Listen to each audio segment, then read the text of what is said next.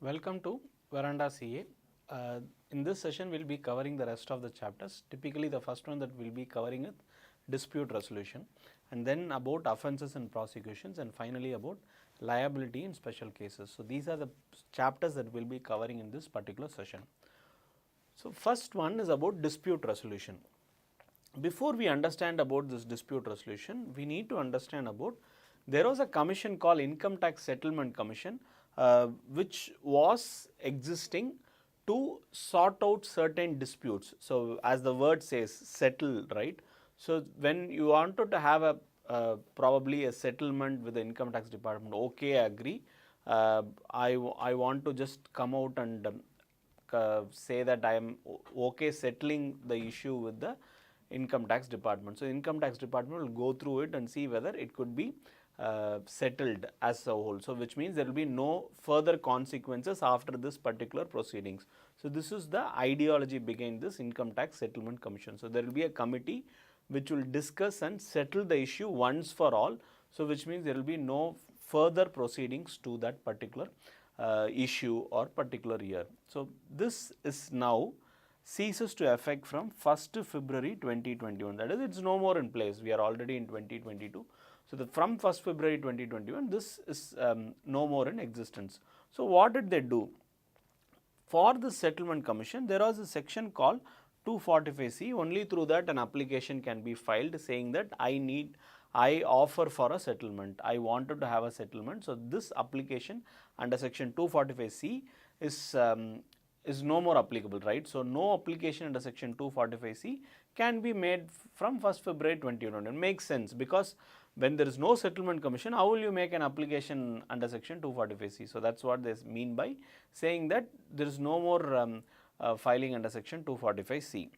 And whatever is already there, that is pending disputes, whatever is pending before the Income Tax Settlement Commission, what did they do is they appointed 7 interim boards. So, they had a interim boards, which is a team, 7 teams to settle all the pending disputes, and this board was announced through a notification in 20th August 2021 saying that the pending disputes will be settled through these 7 interim boards.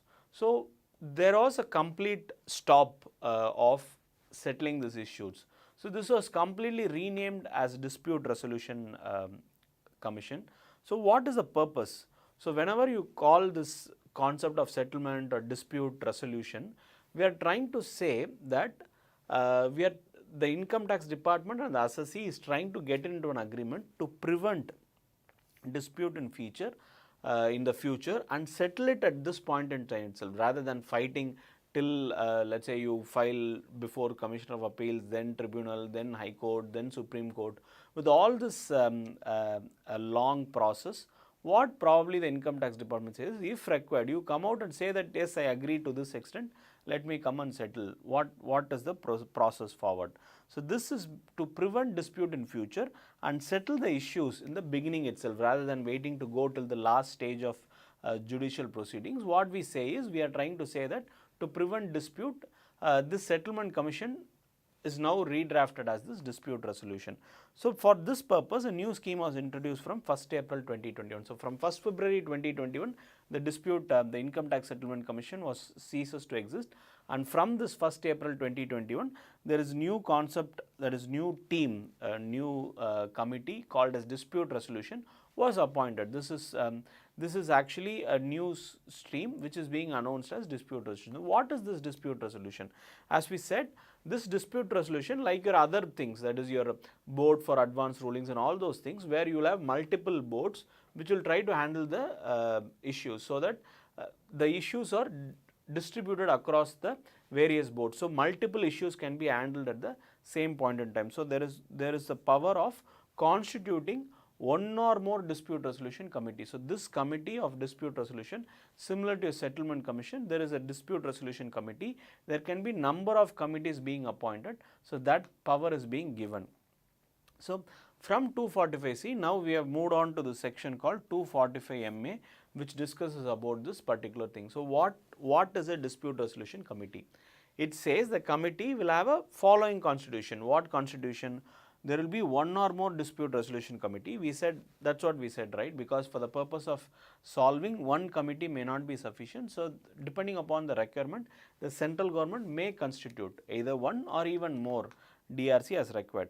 And it will allow, this constitution will say that they have the power to handle of such persons or class of persons. So, they might specify a list of persons for whom it is eligible, for whom who can prefer this dispute resolution. So, they will restrict this dispute resolution only to a certain category of people, not to anyone for that matter. So, that is what we are going to understand this particular.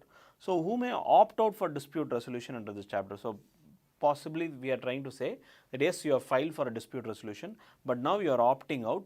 What happens is this dispute resolution can only be preferred for specified orders and specified condition. So, whoever can opt for dispute resolution. So, when you say dispute resolution, we said it is exclusively for some class of people, some class of some persons or some class of person.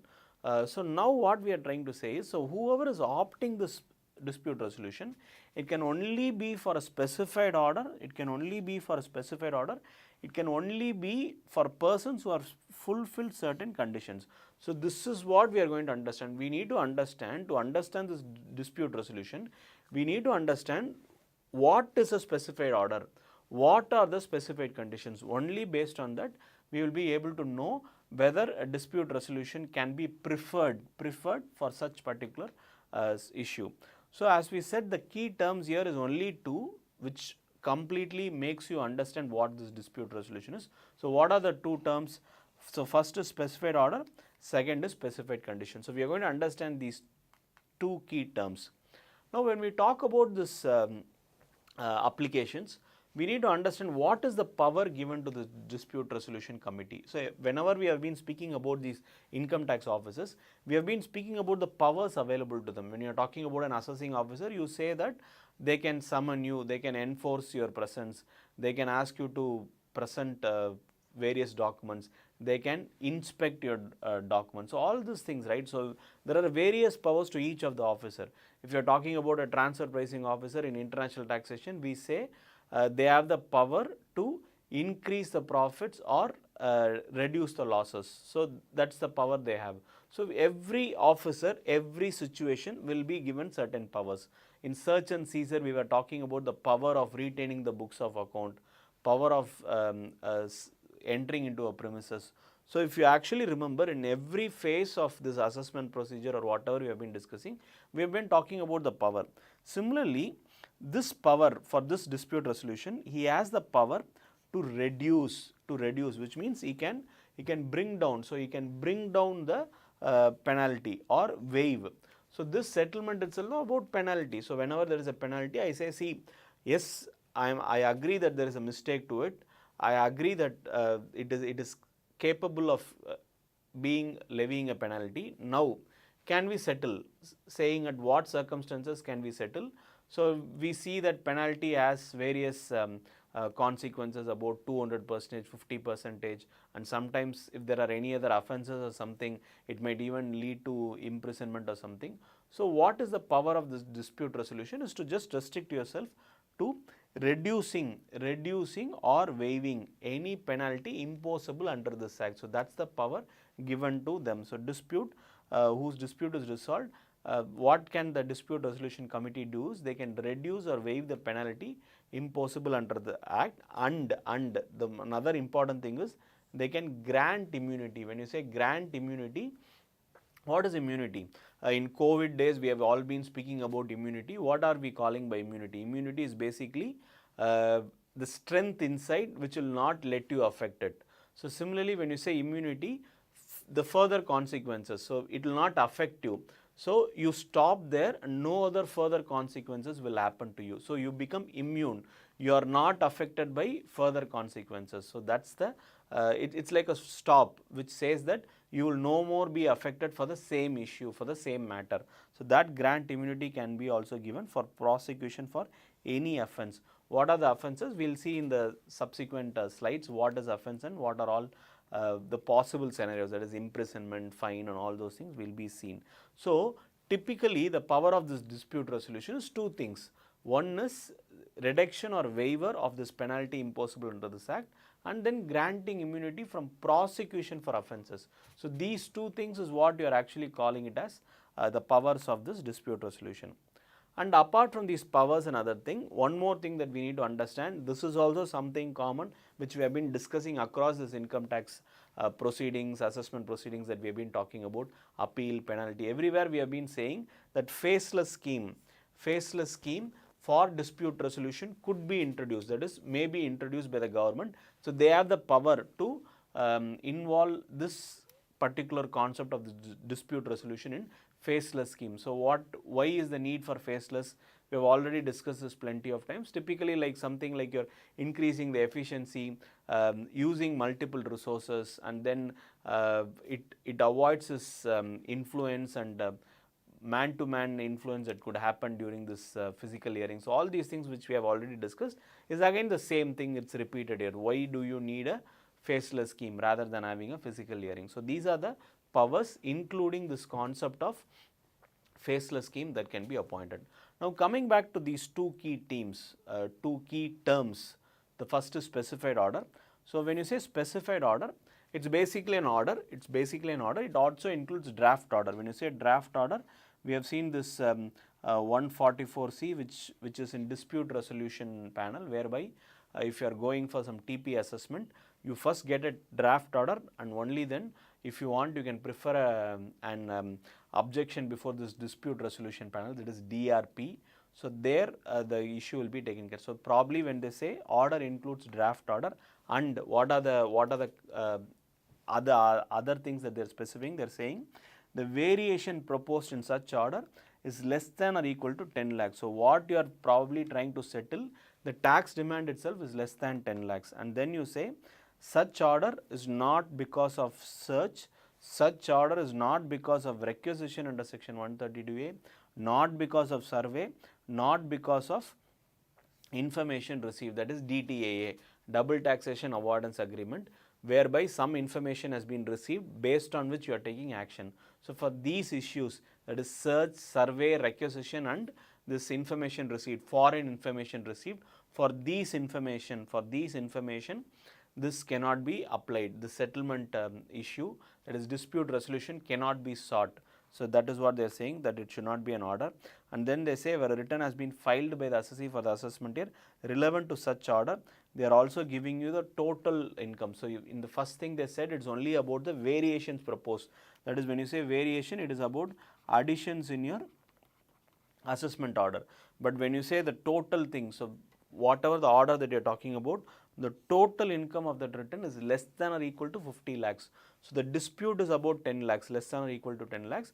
The total income is less than or equal to 50 lakhs. So if you actually see, the dispute resolution is always available only for something like SMEs, small and medium enterprises. So similarly, this is only available for not a big organization or something. We are only talking about a small set of people whose dispute is less than or equal to 10 lakhs, whose total income is less than 50 lakhs. And such issue is not because of search, not because of survey, not because of requisition, not because of information received through section 90 or 90A. So 90 and 90A talks about treaties with another government. So this is what we are discussing here. So what is actually happening? We set two conditions. One was specified order, another is specified condition. We had already discussed about specified order. We said that it is an order including a draft order and some types of order, that is your variations less than or equal to 10 lakhs, total income less than or equal to 50 lakhs, and it should not be an order which is covered under search, survey, requisition, and what? The information received under this double taxation avoidance agreement under section 90 or 90A. So that is about specified order. Now moving on, the second term, what is specified condition? What is specified condition? So there has been certain conditions given it. So it says the person that we are talking about who can seek dispute resolution is for a specified order. We saw what is a specified order. Now apart from the specified order, they have certain conditions. What is that? The issue is not related to detention under this Conservation of Foreign Exchange and Prevention of Smuggling Act. So, the issue is not about detention of under this act, that is relating to this prevention of smuggling activities and conservation of foreign exchange. So, the issue is not relating to detention of these acts. So, that is one thing, provided it is not revoked. So, when you say revoke, let us say there is a detention order, if subsequently it has been revoked, then this clause is not at all applicable, because now it has already been revoked. So, when you say a detention order, it must be live, it must be active.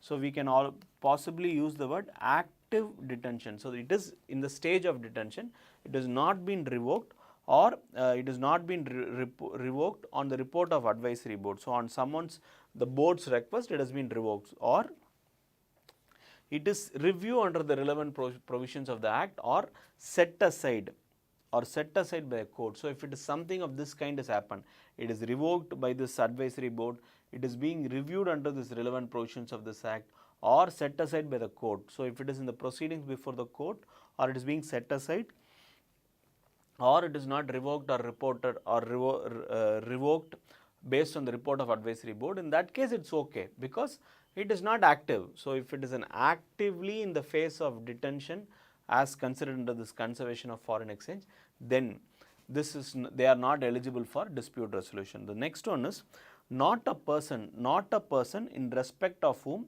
prosecution for any office is punishable under, they have given various laws. If they are punishable under, prosecutable under that particular law, then also it is not allowed. So, what are the laws?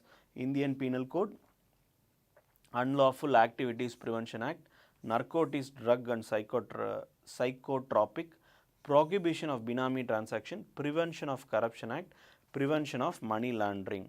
So, these 6 laws, that is your Indian Penal Code, Unlawful, Narcotic, Drugs, Prohibition of Benami, Prevention of Corruption and Prevention of Money Laundering. With these 6 acts, if the person has been prosecuted for any offence, then they are also not acceptable. So, for such cases also, you cannot seek dispute resolution committee. So, they are clearly telling you on what situation it cannot be, on what condition dispute resolution cannot be sought for. So, first we spoke about this FEMA and prevention of this act, smuggling activities, and then we spoke about offences or prosecuted under 6 different laws. And the third one, or the last one that we are going to see, is there has been a prosecution that has been initiated. So, yes, there is already a prosecution which is for any offence and the provisions of Indian Penal Code, or the purpose of civil liability under any law, or such person convicted. So, basically if the prosecution is already started,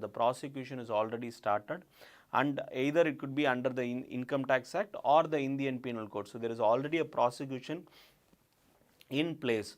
So, the result of such prosecution you do not know, probably you will know only after it is being held. So, during that phase, or if he has already been convicted also. So, if it is either the prosecution has been initiated and is in process, or he has already been convicted. So, in those 2 situations also you cannot seek dispute resolution. And similarly, it cannot be a person who is notified under section 3 of special code relating to this transaction securities. So, if there is an issue related to transaction securities, where a special court is conducting a trial on certain offences relating to securities, such person is also not covered as far as this goes. So, these are all called as these 2 key terms, that is, if it is actually a specified order, and if it is not someone who is falling under, if it is not a person falling under the condition specified, then they can very well go for a application before this dispute resolution committee, who has the power to grant immunity for various offences and reduce or waive the penalty imposed under this particular act. So, this is what this dispute resolution committee is about. Moving on to the next chapter, we are going to discuss about offences and prosecutions. We will probably just briefly tell what is the offence, what will be the imprisonment period, and in case of fine, is there any limit specified. So, this is what we are going to discuss as far as offences goes. So, the first is 275A, contravention of order made under section 132, that is relating to search and survey. If there is any contravention, that is if there is any dispute because of the search and survey assessment, then you can be imprisoned up to 2 years. There is no limit on fine. And similarly, failure to compliance with the provisions of section 132, so that is anything related to search and survey. In that particular thing, if there is some, if you are not being following, if you are not complying with that provisions, then for that also it is 2 years and no limit. So anything related to search, it is 2 years and no limit on fine. And in case of removal, concealment, transfer or delivery of property to thwart tax recovery. So to stop someone recovering taxes from you, if you are removing a property or concealing a property or transferring a property to someone else, then in that case also up to 2 years could be the imprisonment, and there is no limit on the fine. So that is another thing. And then you have 276A, where there is a failure to comply with the provisions of 178 and 278A. 178, so we leave this. So it is, if there is any failure under this section 178, then again it is 6 months to 2 years, and here they have not specified anything about fine. It is only about this imprisonment which is being provided. And in case if you are satisfying, if you are providing explanation to satisfactory level, in case of this 278A, no offence if cause of failure is proved. So if you are able to explain the reasons of failure in a reasonable manner, then there is no offence. So this will not be applicable in such cases. And then you have 276AB, and this is again your failure under these sections 216 UC, UE and UL. So if you have failure 6 months to 2 years, there is nothing about fine. Here also if you have actually provided a reasonable cause, then again it is not applicable. And then if it is relating to 17B is relating to TDS. So anything failure to pay tax to the credit of government under chapter 17B, that is your TDS, and 115O is dividend distribution tax, which was there earlier. For that the time period is 3 months to 7 years. There is no limit on this particular fine. And here also if there is no offence, if it is being justified, if there is a reasonable cause for failure is being proved, then it is okay. And in case of tax collected at source also, it is 3 months to 7 years, no limit on the fine. In case of 276C, where there is willful attempt to evade tax, penalty or interest chargeable, whatever the evaded amount, if it is exceeding 25 lakhs, then it is 6 months to 7 years. Other than that, it is 3 months to 2 years. So that's about when there is a willful intention of evading the tax, penalty or whatever. So that is where it's at. Again in 276C also, it is also about that. In this case, for other cases, it will be whatever is not covered in 276C1. For everything else, it will be 3 months to 2 years, and there is no limit on fine. And then you have 276CC, where there is failure to furnish return. So 139, 142. 142 is basically there is a request, and then you will have to file a return for that. So if there is failure on filing return under these sections 139, 142 or 148, there also the evaded amount is exceeding 25 lakhs, then it is 6 months to 7 years, or it is 3 months to 2 years. So wherever it is about evading a tax amount, if it is more than 25 lakhs, it is 6 months to 7 years, otherwise it will be 3 months to 2 years. So there is no limit on the fine. Then you have 276D, where you have not provided the books of accounts even after the request, up to 1 year could be imprisonment, there is no limit for fine. What about when there is a false statement verification, that is you have the documents are being verified, a false statement is being provided, again the impact of that false statement because of which the tax evaded is more than 25 lakhs, it is up to 6 months to 7 years, for other years it is 3 months to 2 years, no limit on the fines.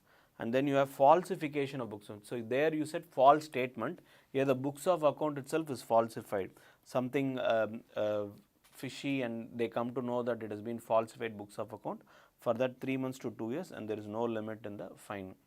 And finally, abatement of false return. So if that continues, if you continue to go with this false return or nothing, there also if it is more than 25 lakhs, you get 6 months to 7 years, for others it is 3 months to 2 years. So that's also there is no limit for these things. And for any offence which has already been committed, if there is a second and subsequent offence on the same issue, it extends, it goes up to 7 years for every subsequent offence, and again there is no limit on the fine. The last one is 280 is disclosure by the public servant. So public servant has to disclose certain information during dispute. If it's in contravention, that is, they should not have disclosed or they have disclosed it wrongly or something, up to 6 months is the fine, and there is no limit on that. So when you talk about these offences, who will be questioned? When you are talking about a particular organization, who will be questioned? So when it's a company, it is every person in charge of affairs. So offence will be applicable to every person in charge of affairs. So when you say every person, they mean by director, manager, secretary, and every officer who is guilty. So all these persons will be questioned in case of a company, in case of offence. If it's a firm, it's only partner. If it's a AOP or BOA, it is members controlling the affairs. So we are talking about the members who are actually in charge of such decision making or affairs. So that's the person who will be actually called for, who will be claimed to be whom offences will be applicable. And then you have HUF, it is always karta or member, either by acquiescence or negligence. So member could be either voluntary or whatever, every member of that HUF will fall into this irrespective of the situation. So karta or member either by acquiescence or negligence. So it will be applicable for these members also. So these are the members who will be actually who will have to face the consequences. So because when you say imprisonment, whom will you arrest? Whom will you arrest and put them in jail? So in a company, they are saying it is director, manager, secretary, or any officer who is guilty. So that's what they are saying for every organization. So if it's a firm, it's a partner. If it's AOP or BOA, it is the members controlling the affairs of such AOP or BOA. So other clauses in offences and prosecutions, 278D, it is basically what is the basic presumption with regard to books of accounts. We have already seen in search, if you are going to a premises for a search, any books of account found there is presumed to be of that particular person. If for that reason you are going to another person's premises and finding out, that is also presumed to be the assessees, because only for that assessee you are entering into multiple premises. So similarly here also, whatever is belong to person in possession. So whoever is actually holding it will be considered to be the person who is responsible to own it. So that's what you say. So in case if assessee has to say that it is not mine, he has to provide with strong evidences, with strong reasoning. So only then it can be concluded that it does not belong to them. So assessee to rebut the presumption wherever necessary. So the basic presumption is it belongs to the assessee, the person who is in possession of such books of accounts is the thing. If it has to be taken back, if it has to be negated, then possible reasons, producing cognate and reliable evidence is very important. So that's what you are calling by producing cognate and reliable evidences. And 278E, this is also another presumption. What does this presumption say? Culpable mental state. So when you say culpable mental state, you are trying to say when you did the offense, you know that you are doing that, you are in proper mental state, you are not carried away by anything, you are in proper mental state while carrying out the offense. So this is the basic assumption. If not, you will have to prove that probably you are not in your possible mental state, in a in a strong mental state. All that has to be proved. So the onus of proof is on accused. That is, the one who is actually offended, is responsible to prove that he did not have the proper mental state. So that is there. So everything, that is intention, a motive or knowledge of a fact or belief or reason to believe a fact. So everything will be there. So when you say culpable mental state, it is believed that he is aware of that. He is believed that he has knowledge on that. He believes that the assessing officer, that is the income tax, believes that he knows what he did. That's what you are meaning by culpable mental state. So what do you mean by culpable mental state? You intentionally did it, you had the motive of doing it, you had the knowledge of doing it, be it the fact or belief or reason to believe or fact. So you know that this is wrong. So even then you are still doing it.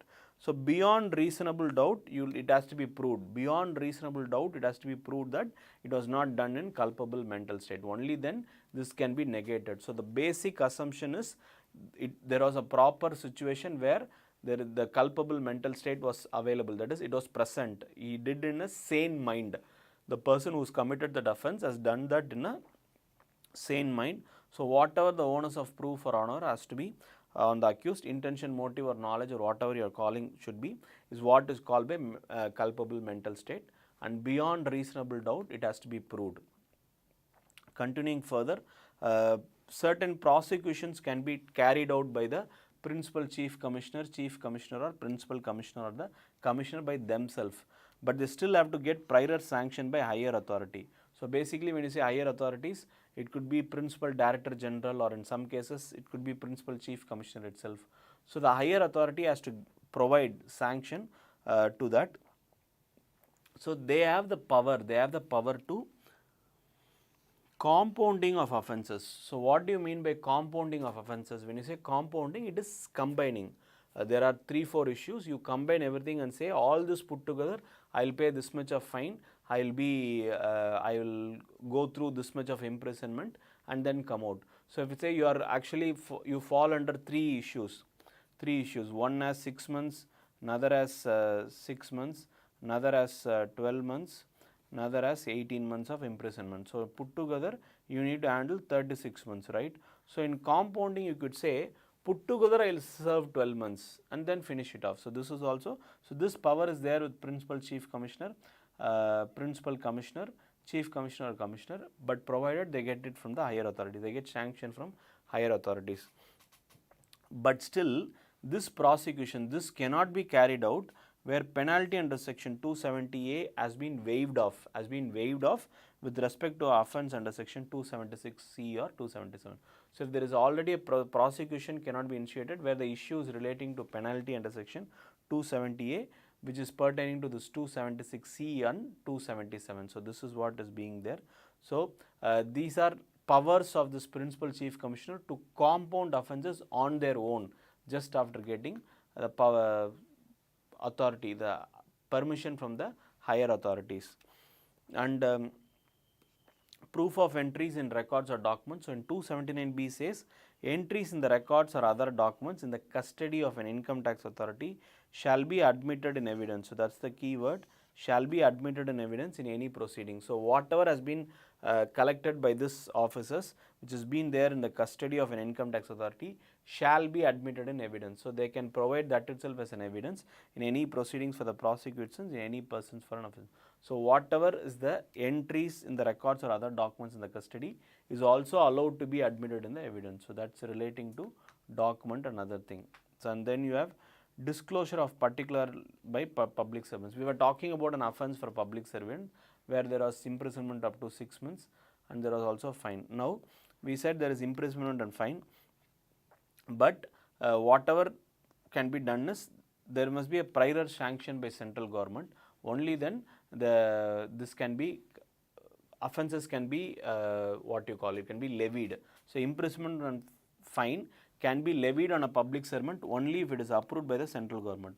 So to levy this offence and prosecution on this public servant, in such cases it is mandatory that central government has to sanction such imprisonment and fine. Constitution of special courts and offences trial by special court. So offences has to be argued before a court. So what is happening is there must be a constitution of special court. So they can say that one or more courts of magistrate of the first class as special court. So they can determine these are the courts which will handle these cases, or class of group specified in the notification. So they determine the magistrate court for such area or areas or class of persons or persons for whom this dispute can be carried out. And this trial offences as summons case, imprisonment not exceeding 2 years or fine or both as a summons case. So in case of summon or other things, again there also they say it is imprisonment and fine, it is up to 2 years.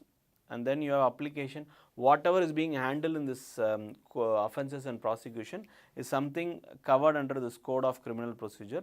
So whatever is there, that is in case if you do not want imprisonment, you will have to get bail, you will have to submit a bond as a surety. So all this is applicable for here also. Public prosecutor, at least 7 years as practicing advocate requiring special knowledge of law. So in this 280D, we said whatever is there applicable to this code of criminal procedure will also apply to this offence and prosecutions. Two of them is bails and bond, whatever procedure is there in the Code of Criminal Procedure for bail and bonds for this the convict, that will also applicable here. And similarly, the public prosecutor's role, whoever is 7 years, at least 7 years of practicing advocate, who has that special knowledge of law, can be a prosecutor here also. The last one, last chapter that we will be discussing is liability in special cases. So, when you say special cases, we are going to discuss about liability that will be applicable to this specific people. So, first one we are going to discuss about section 159, it is for legal representative. So, who is a legal representative? It is basically the person who is responsible for someone after passing away, that is after death. So, a person who in law represents the estate of the deceased, estates of the deceased, and includes any person who intermeddles with the estate of the deceased person. So, either he is representing or he is intermeddling of what? The estate of the deceased. So, only then he is called as a legal representative. So, where the party sues, that is where a party sues or is sued in representative character, the person who on the estate devolves on the death of the party, so suing or sued. So, it becomes like he only is responsible. So, where a party sues or sued in a representative character, the person on devolves on the death of the party, so sung or sued. So, suing or sued. So, basically he becomes the primary party for that whatever issue it is there. So, neither be beneficial owner nor in possession of such party. So, when you say legal representative, we are not talking about a beneficial owner, because he need not be a beneficial owner. Similarly, he need not be in possession of the property. So, when you are talking about a legal representative, there is no requirement that he must be a beneficial owner or possession of the property. So, whichever legal representative we are talking, the legal representative is basically who is representing the deceased person, estate of the deceased person. And whatever assessment we are talking, that is assessment of the deceased person, assessment of the penalty of the deceased person, will be on this legal representative. So, whatever we are talking about will be on this particular person. So, that is what is about. So, whatever issue is there for the deceased person will be carried on to the legal representative. So, he is responsible for the assessment, he is responsible for the penalty, and he is responsible for all the disputes in the lying in the income tax. So, it becomes on him. So, he is the party who is responsible. So, which means he has to pay taxes also.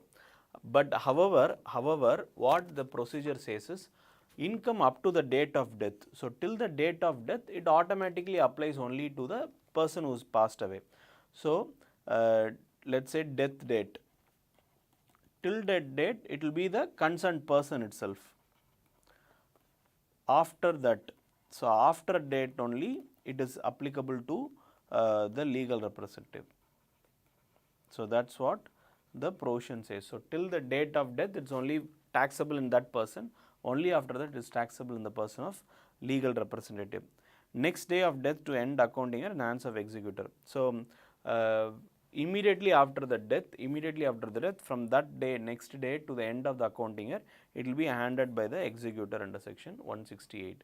So, that is also another situation, and that is about legal representative.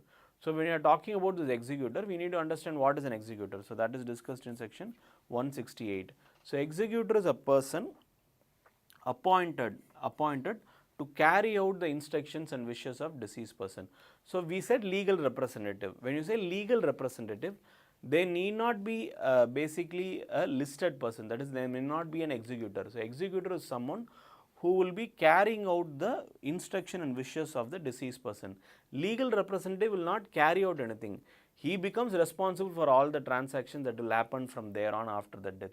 But when it comes to executor, the intention of the executor itself, they will take care of the formalities.